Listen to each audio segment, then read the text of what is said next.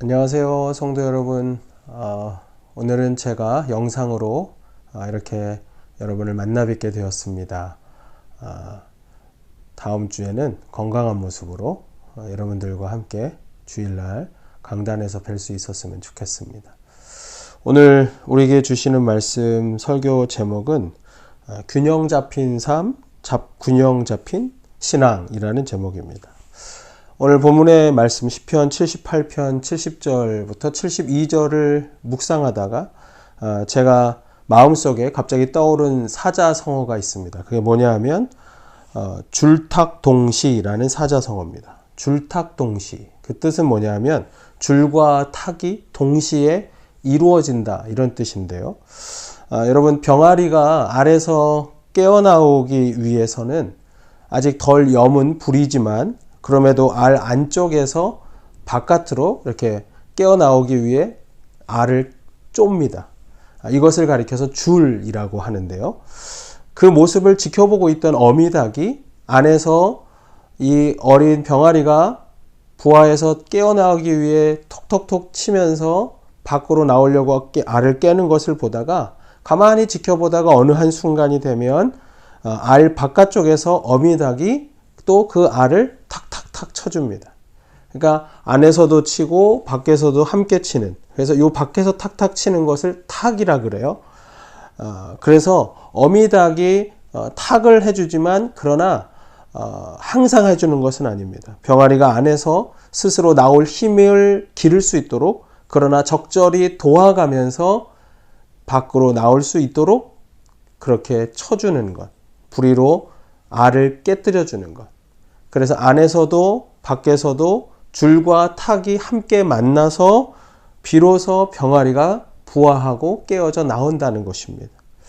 오늘 본문을 보면서 다윗의 위대한 인생은 하나님의 부르심이라고 하는 탁과, 그리고 다윗이 그 하나님의 부르심에 신실하게 응답한 그런 줄이 함께 일어난 결과로서 다윗은 이스라엘의 왕으로 쓰임받았던 것이 아닌가라는 생각을 하게 됐습니다. 저는 오늘 우리 교회에 함께 예배하는 모든 성도님들이 다윗을 부르셨던 하나님의 그 신실하심과 거기에 응답하는 반응으로서의 그 신실함이 함께 합쳐져서 이 한 해가 놀랍게 하나님 앞에 비상하고 쓰임받는 그런 은혜가 경험되어지기를 주님의 이름으로 축원합니다.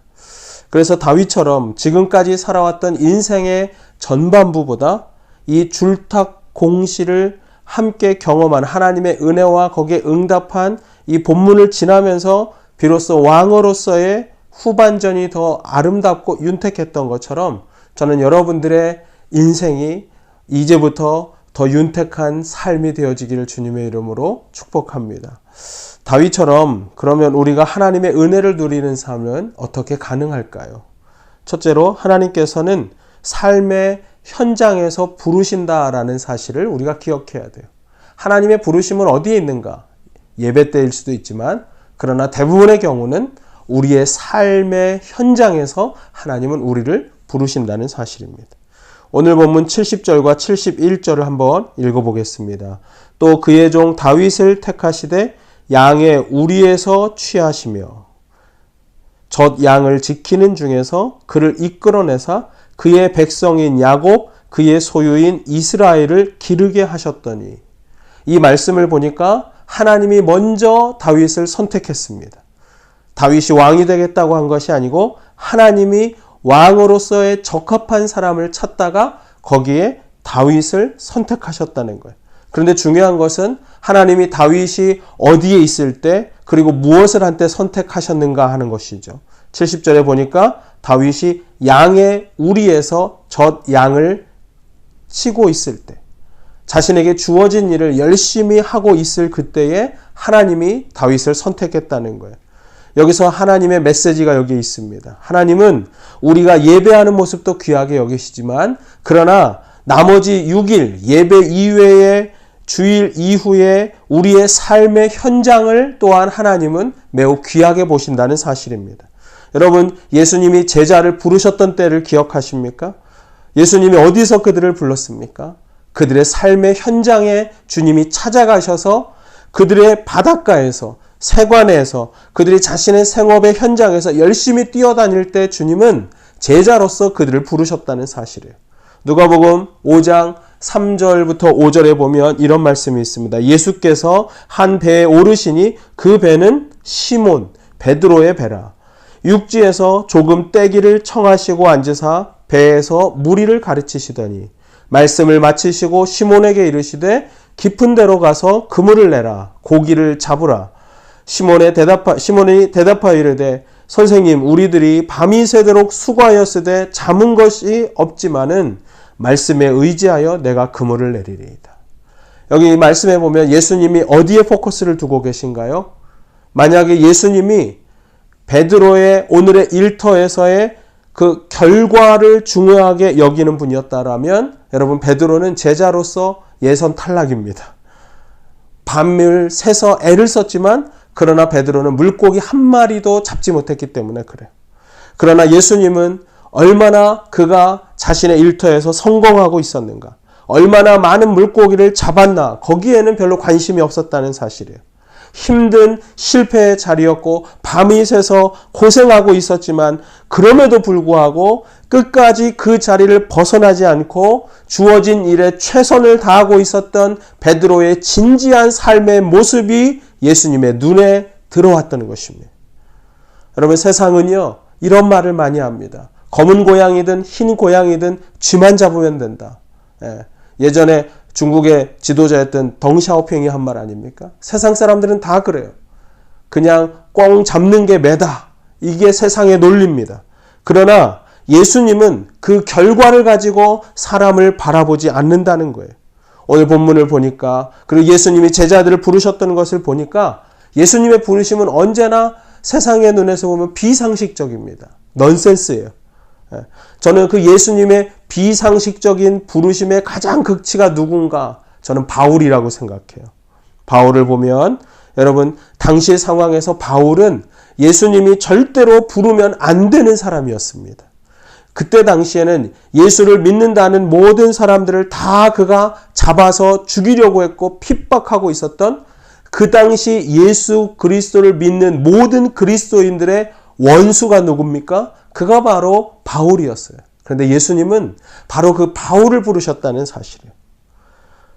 여러분 그때 당시에 예수님께 쓰임받기에 부름받기에 그렇게 준비된 사람이 그러면 그때 별로 없었다는 말일까요? 아니요, 그렇지 않아요. 예수님의 죽으심을 목격했던 주님의 제자들이 여전히 남아 있었습니다.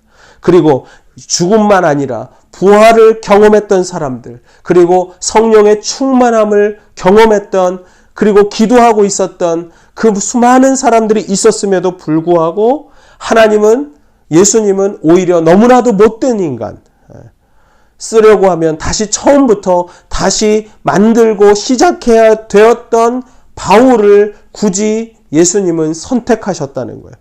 여러분 예수님이 바울을 만나는 회심시키는 장면을 보면 여러분 다메섹 가는 길까지 예수님도 끝까지 쫓아가시는 거예요. 우리 주님이 그에게 큰 빛을 보여주셔야 됐고 그리고 눈을 멀게 하시고 그리고 회개하게 하시고 그를 설득시키고 그리고 금식하면서 기도할 때 또 사람을 그에게 보내야 했고 그리고 예루살렘의 지도자로 세우기 위해서 공포에 떨고 있었던 성도들을 다시 설득해야 되는 이 아주 복잡하고 아주 혼란스러운 이런 절차를 다 밟아야만 비로소 쓸 수 있는 사람이 바울이었는데도 주님은 왜 굳이 바울을 쓰셔야 했을까? 저는 그게 궁금했어요. 가만히 생각해 보니까 다른 게 없습니다. 사도행전 그 초반부의 젊은 바울을 보니까 예수님이 보신 것은 딱 한 가지인 것 같아요. 젊은 바울의 열심이었습니다. 청년 이 바울은 이런 거예요. 사람을 핍박하는 일이라고 할지라도 그게 내가 해야 될 일이라면 나는 목숨을 걸고서라도 한다. 밤낮 없이 모든 힘과 에너지를 다 써서 예수쟁이를 핍박하는 그 열심을 우리 주님이 보시면서 아마도 이렇게 생각하지는 않았겠습니까? 비록 지금은 잘못된 판단으로 다른 길을 가고 있지만 그러나 저런 열심이라면 내가 바르게 교정해서 가르치기만 한다면 하나님의 나라를 위해 멋지게 쓰임받을 수 있지 않겠어? 이게 우리 주님의 생각이 아니었을까요? 저는 기왕 하나님을 믿기로 하고 그리고 이 시간 예배 시간에 나와 있는 우리들 모두 중에 우리들 가운데 여러분 무기력증에 빠져 있는 사람이 한 사람도 없게 되길 바라요. 예수를 믿는 사람이라면 아니 인생에 그 하나님이 나를 부르셨다는 것을 이 땅에 부르심을 확신하는 사람이라면 여러분 우리가 가져야 될 것은 오늘 주어진 삶의 현장에서 언제나 최선을 다하는 것입니다. 워렌 위어스비 목사님은 오늘 다윗을 부르고 있었던 이 부분을 시편 산책이라는 책에서 이렇게 해석하셨어요. 다윗이 어린 이 젖 양을 치고 있었던 양의 우리는 매우 비천하고 낮은 곳이었다라는 것입니다. 그러나 하나님은 여러분 우리가 비천한 곳에 있든지 우리가 낮은 곳에 있든지 그런 것에 전혀 관심이 없다는 사실이에요. 오직 한 가지 오늘 내가 어떤 상황이든 나의 부르심의 자리 양의 우리에서 주님이 그것을 우리를 뽑아다가 어느 곳에 놓든지 주어진 삶에 최선을 다하여서 살아갈 수 있는 존재인가?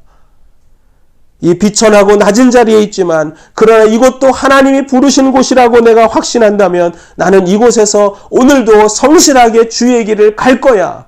이 고백을 하고 있는 사람인가? 하나님은 거기에 더 관심이 있고 그리고 그것의 관점으로 우리를 바라보고 있다는 사실이에요. 저는 그 주님의 시선에 다윗이 선택되었던 이 놀라운 축복이 오늘 우리 지구촌교회 모든 성도들에게 있게 되기를 주님의 이름으로 축원합니다. 자, 그렇다면 그 부르심에 다윗은 어떻게 응답했을까? 두 번째로 성실한 마음을 갖고 하나님의 부르심에 우리는 응답해야 한다는 사실입니다. 중요한 것은 마음의 성실한 마음을 갖는 거예요. 72절을 한번 보실까요?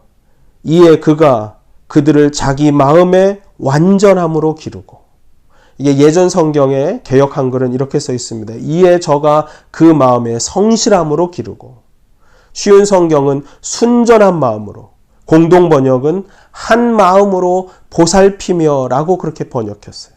여러분 이 많은 번역들을 종합해보면 한 가지 의미라고 이런 의미라고 저는 해석합니다. 다윗은 한결같은 마음과 성실한 마음으로 백성들을 돌보았다. 여러분 야고보서 4장 8절에 성경은 이렇게 기록합니다. 하나님을 가까이 하라. 그리하면 너희를 가까이 하시리라. 죄인들아 손을 깨끗이 하라. 두 마음을 품은 자들아 마음을 성결하게 하라.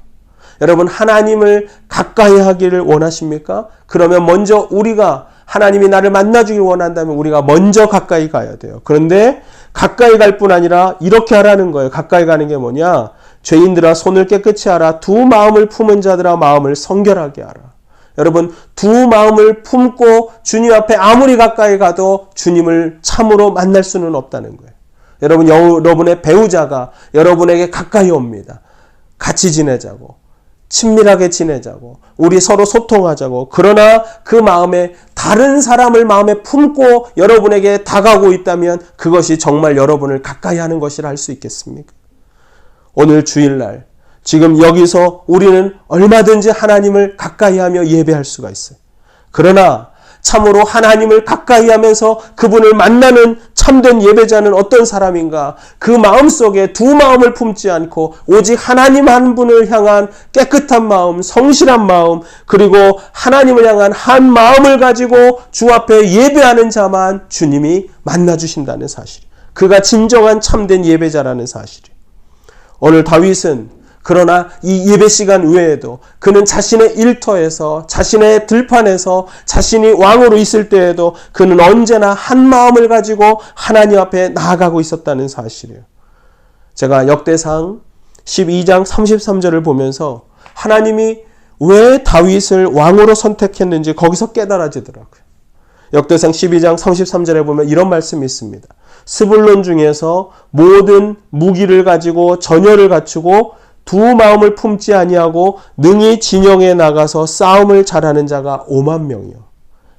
여러분 역대상 12장은 뭐냐 하면 다윗과 함께 싸웠던 다윗의 용사들에 대한 설명을 써놔요. 그들이 어떤 사람이었는지. 그런데 여기 스불론 지파를 이야기하면서 함께 싸웠던 사람들을 이야기하면서 그 병사들은 두 마음을 품지 않았다라고 그렇게 설명하고 있다는 사실이에요. 여러분, 그렇다면 여러분, 이 병사들이 두 마음을 품지 않는 이 마음은 어디서부터 흘러왔을까요? 어디서부터 출발점이 되었던 것일까요? 저는 그것이 바로 지도자였던 다윗의 마음에서부터 출발이 되고 다윗의 마음에서부터 흘러왔다고 저는 생각해요.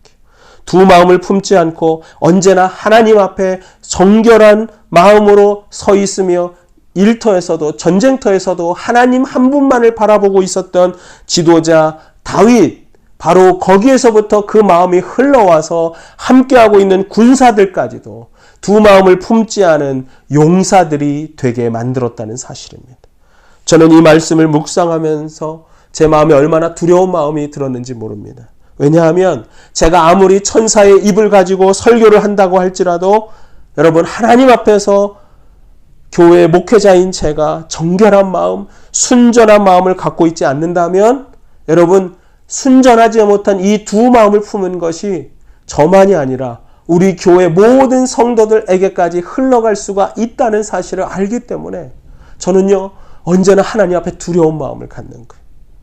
저는 우리 교회에 다니는 우리 부모님들을 세대에게 호소하고 싶습니다. 여러분의 자녀들이, 우리 교회의 자녀들이 정말 생명력을 가지고 주의 은혜를 입으며 하나님의 부르심에 응답하는 삶을 사는 것을 여러분 정말 보고 싶습니까? 그렇다면 부모된 여러분, 여러분들이 먼저 하나님 앞에서 온전한 마음, 한 마음을 품고 살아가십시오. 우리의 자녀들이 말한다고, 우리가 이야기한다고 그 말을 듣는 게 아니라 우리가 걸어가는 뒷모습을 보면서 뒤따라온다는 것이 우리의 삶에서 드러나지 않습니까? 그렇다면 여러분, 우리가 두 마음을 품지 않은 모습으로 인생을 걸어가는 그 모습을 보여줄 때 우리의 자녀들도 우리의 뒷모습을 보면서, 부모의 세대의 뒷모습을 보면서 두 마음을 품지 않은 진정한 용사로 그들이 태어날 것입니다. 저는 우리 교회 모든 성도들이 정말 하나님을 향한 정결한 마음, 온전한 마음을 갖게 되기를 주님의 이름으로 축원합니다. 다윗이 누린 그런 쓰임받는 은혜, 우리가 어떻게 누릴 수가 있을까요? 마지막 세 번째로, 노력을 통한 실력을 갖추고 있어야 한다는 사실. 노력을 통한 실력. 이것이 다윗에게 있었기 때문에 하나님이 선택하셨을 때 그는 하나님 앞에 신실하게 응답하고, 그리고 하나님의 은혜와 그리고 우리의 이런 인간의 응답이 함께 어우러져서 놀랍게 비상하는 인생을 살아갈 수가 있었습니다. 다윗에게 뭐가 있었다고요? 노력을 통한 실력이 있었어요. 다시 오늘 본문 72절을 보시겠습니까? 거기 보시면, 이에 그가 그들을 마음의 완전함으로 기르고, 마음은 완전한 마음을 갖고 있었어요. 그리고 그 다음이 중요합니다. 그 손에 능숙함으로 그들을 지도하였더라. 여러분, 다윗은 마음만 완전하고 마음만 깨끗한 사람이 아니었어요. 성경에 보니까 그의 손이 능숙한 손을 가지고 있었다는 거예요. 그가 하는 모든 일들이 영어 성경에는 skillful hands라고 되어 있어요. 아주 탁월했다는 거예요. 탁월한 손을 가지고 있었다. 여러분, 다윗이 골리앗을 무찌를 때를 여러분 기억하십니까? 처음에 여러분, 그 다윗이 골리앗을 무찌르기 전에 처음에 소개될 때 보면 사무엘상 16장 11절에 다윗을 아버지 이새가 소개하지 않습니다. 다만 이렇게 표현을 합니다. 사무엘상 16장 11절에 보면 8명의 아들 중에 말제라고 해요. 옛날 성경에는 말제라고 돼 있었어요. 오늘날 성경에는 이것을 막내라고 번역을 했어요. 그러나 여러분, 말제 혹은 막내라고 한 요 히브리어의 정확한 의미는 뭐냐 하면 조금 모자란 아이, 조금 부족한 아이란 뜻입니다.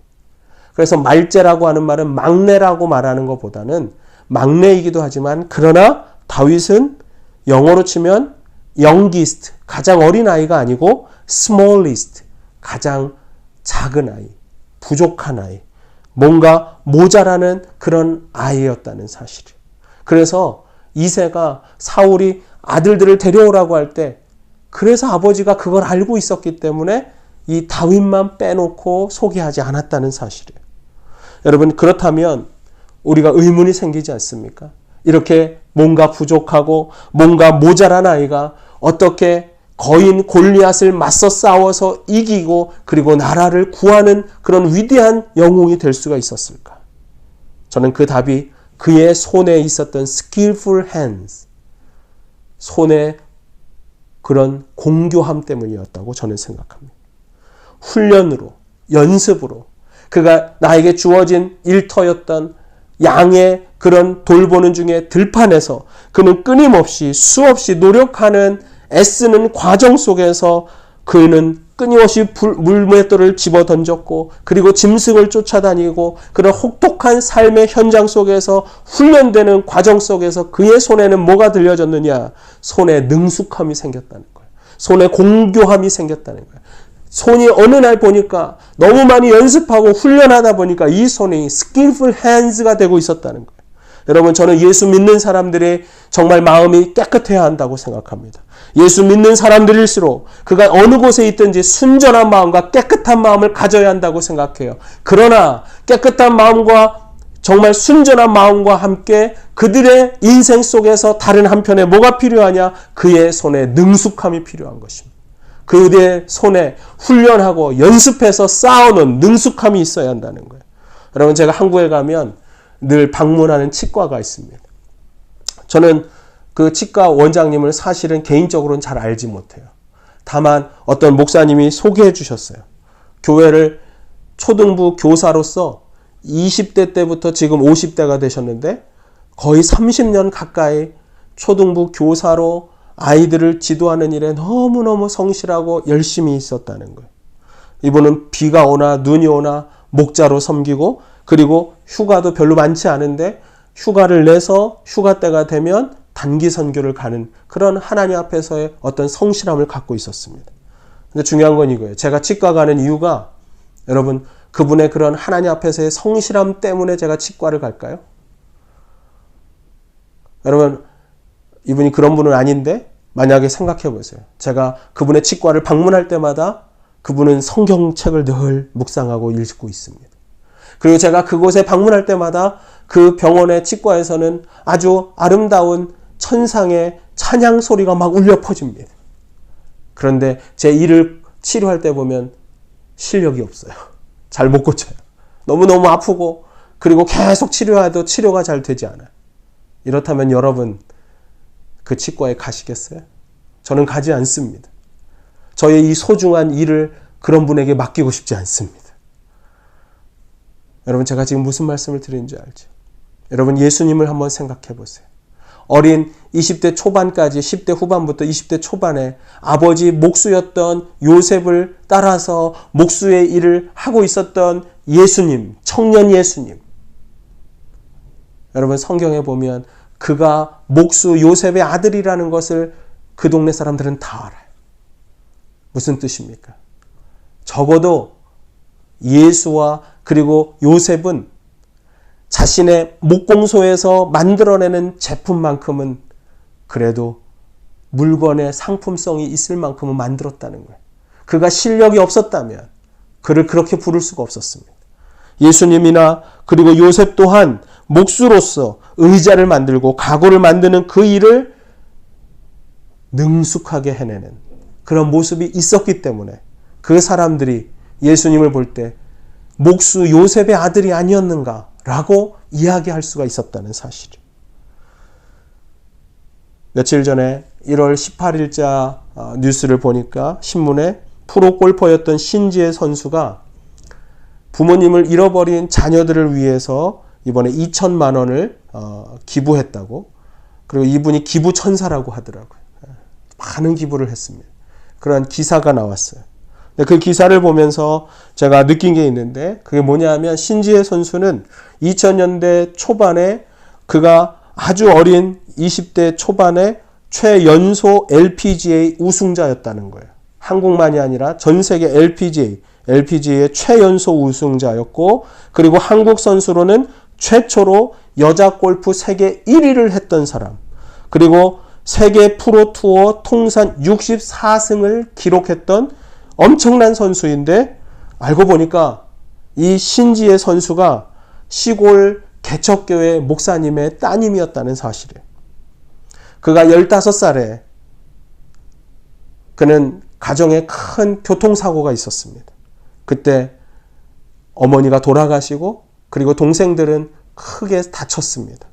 15살이었던 신지혜 이 청소년 아이는 중학생 때 정말 작은 창고 같은 곳에 자신의 짐을 다 갖다 넣어놓고 그리고 1년 동안 동생을 간호하기 위해서 병원에서 생활하고 공부해야 했습니다. 그리고 골프도 그때 처음으로 어렵게 그가 아버지의 권유로 시작할 수가 있었어요. 그는 그런 어려운 상황 속에서도 어린 지혜가 청소년 때 늦은 나이에 프로 골퍼의 꿈을 꾸고 그는 열심히 수고하고 훈련하고 연습했다는 거예요. 얼마 전에 신지혜 선수에게 그가 인터뷰했던 것이 기억이 났습니다. 그때 이런 말을 했어요. 그 탁월한 실력은 타고난 겁니까? 아니면 어떻게 노력해서 만들어진 것입니까? 이 질문이 끝나기가 무섭게 신지혜 선수는 이렇게 말했습니다. 노력했기 때문이죠. 노력의 결과입니다. 여러분, 신지혜 선수의 손을 사진으로 보신 적이 있나요? 20대 여성의 손이라고 보기 어려울 만큼 매우 많이 상해 있었습니다. 그녀는 그렇게 될 때까지 노력하고 또 노력하면서 그런 노력 때문이라고 그 입에서 툭 나올 만큼 그는 애쓰고 훈련했다는 사실이에요. 여러분, 그때 당시에 시골 개척교회 목사님이었던 아버지의 한 달 사례비는 80만 원이었다고 합니다.